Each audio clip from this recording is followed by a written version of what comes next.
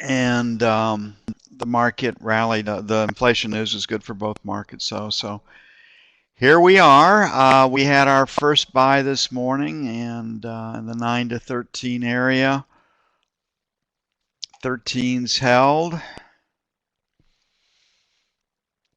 and the market right down here, but I have the cursor, the market took off from there. So we have a couple of nice retest failures, basically off the idea that we've got a trading range today. And so here's a retest failure, and there's a retest failure against that low right there. So you could have taken this trade at the mode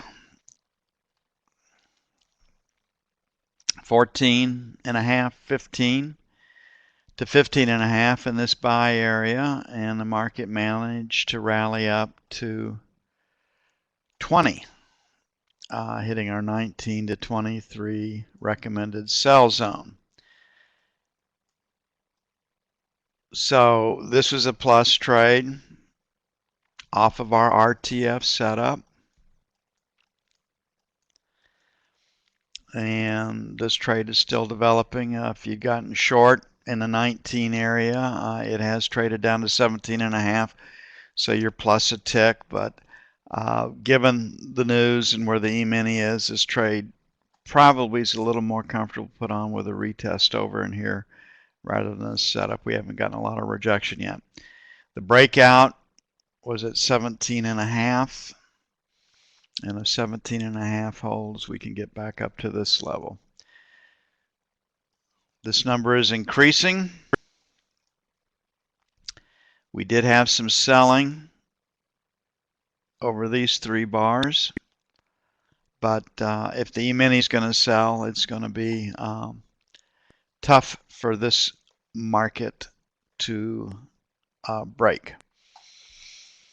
So we're looking for industrial production at plus 0.4, capacity utilization at 77.7, and we'll see what we get. So we've had one good trade off of our 9 to 13 buy recommendation, and it's possible you could have been short at 19 and that trade is still developing. Don't know what it is.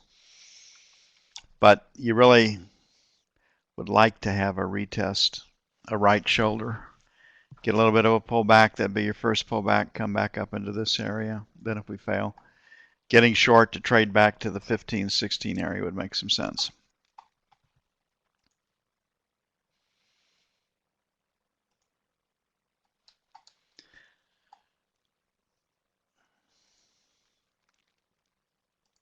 Okay, on the half-hour time frame, you had a rule number 2 trade.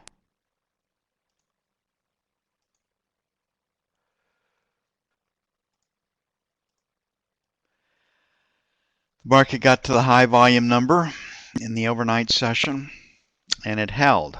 The key for today is going to be which side of yesterday's volume builds today. So we got this volume area right here, and so far in the day session the volume is greater than it was yesterday. So we're just going to have to track the volume right here and see how things shake out. I still see a trading range based on what's going on in the E-mini. But the news that can move the market is next up in the slot. I didn't see what the net long-term capital inflow is, but for us to meet our balance of trade payments, it has to average in the 45 to 50. And that puts a real problem for China. China short-term cannot invest in our real estate, our companies, our stocks, or our bond market. But if they're going to continue to export $200 to $300 billion a year worth of goodies to us, they've got to buy something, or that comes to a halt. So they can't stay out of our markets forever without cutting off their nose to spite their face.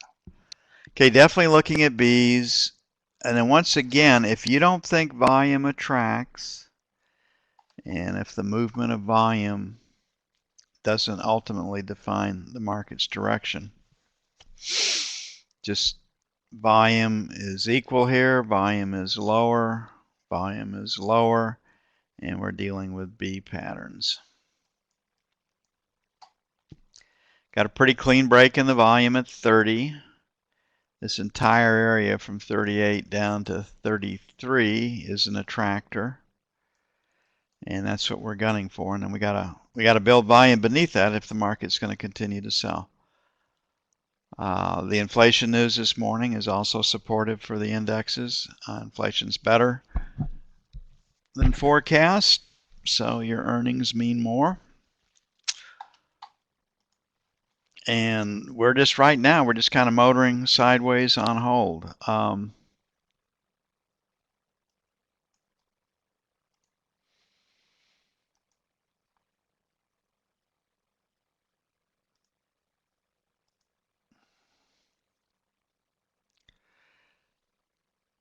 So we're seeing lower highs and lower lows, but not a lot of movement.